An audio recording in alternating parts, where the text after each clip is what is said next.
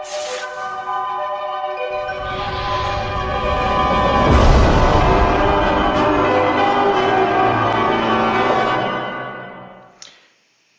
Assalamu alaikum, Namaste, Haru Nefer. This is Kasankma Kaparu with another exciting video for you. And in this video, we're going to be talking about how to determine or get your Kamitic name. But before I do that, I want you to hit the like button on this video. If this is your first time to my channel, welcome. Hit the subscribe button to get notifications on when I go live and when I upload recorded videos. Also, if you want to know more about my spiritual teachings, you can scroll down and click on the links below. We have free ebooks for you. You can download them right now and start reading them. But if you want to take your spiritual journey to the next level, you can become a Patreon supporter for as little as $1, $5, $10 a month. And we have exclusive classes, instructional videos there on how to invoke spirits, how to do self-hypnosis, how to work with the oracles, how to perform dark magic, how to manifest money, a lot of great things. So become a Patreon supporter. There's no obligation. You can cancel at any time.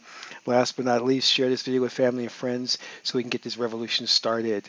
So Haru Nefer, I wanted to give you this behind the scenes on how I determine a Kamitic name for you. A lot of individuals come to me and they want to get their Kamitic name and they want to do it the right way. You may see online a lot of people are calling themselves after certain popularized deities like Alset or Osir or Ma'at, but those are conventional names of the deities that we know of, and there are many Kamitic deities. And unfortunately, people just pick names because they sound cool, that they know them, but they don't align with their energy and their destiny, more importantly. So when they pick these names, it throws off their energy, it throws off their destiny, and they simply just don't know what they're doing. And many of them don't exhibit the qualities of the deities. I can't tell you how many times I've met women named Ma'at, and these women acted very contrary to living truth. And a lot of guys I've met who call themselves Osir, and they don't even understand who Osir is. You know, he is the united of the way. He is impartial. He's the judge. And then they come and they say things that betray their true nature. They label and define things as evil, bad, and that's not what Osir would do.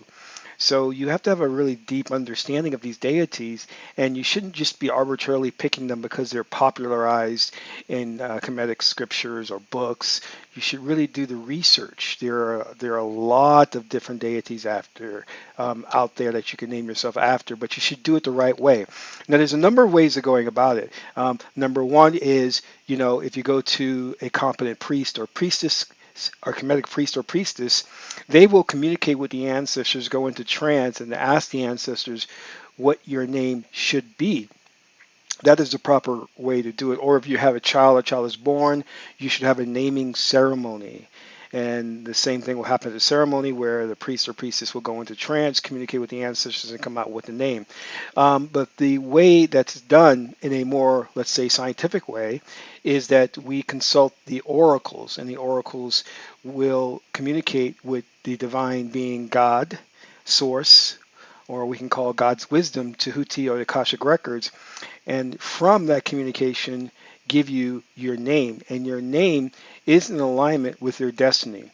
So first and foremost, to get your name, you must know your destiny, the reason why you were reincarnated or brought here to earth.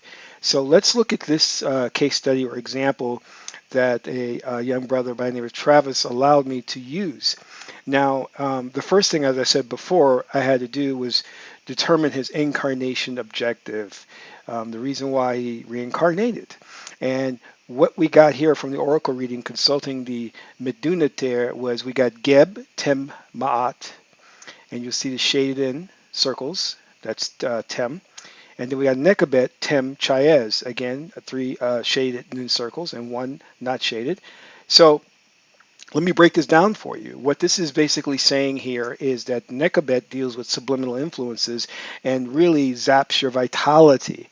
And the first card deals with the situation, and the second card deals with what influences the situation. So Geb also is a deity. You've probably heard of Geb and Nut, sky and the sky and earth.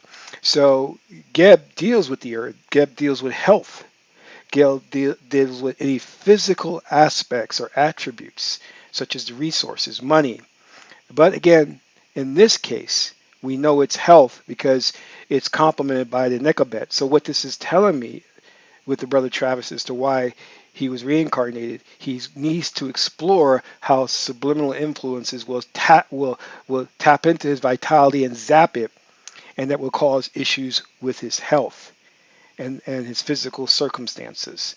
And so, I would sit down with this individual and go over his destiny reading and saying, all right, this Geb is going to be a problem for you in this lifetime. Your health or your environment is going to be not conducive to your physical vitality, indicated by Nekabet, which is the serpent. See, Nekabet was the defensive aspect in Kemet, and Wajet, which is his tail, was the offensive aspect.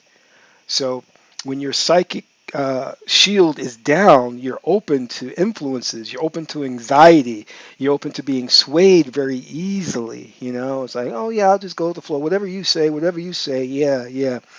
And you don't have a strong will, and that will mess up your health.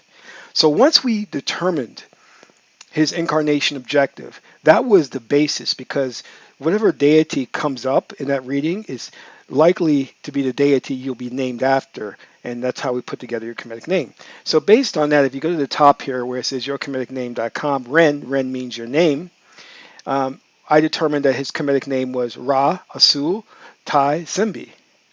Ra Asul Tai Simbi. Now, this is a mantra. This is a cow. And he would recite this over and over again to give him power. You must understand that in the Kemetic names, there is no last name. So I emphasized to him that people should not break his name up. Like they shouldn't just go, hey, yo, Ra, Ra, Ra. No, they must call him by his full name, Ra Asu Ta Sebi. And the reason for that is because he's giving him energy. It's a mantra. But let's break this down.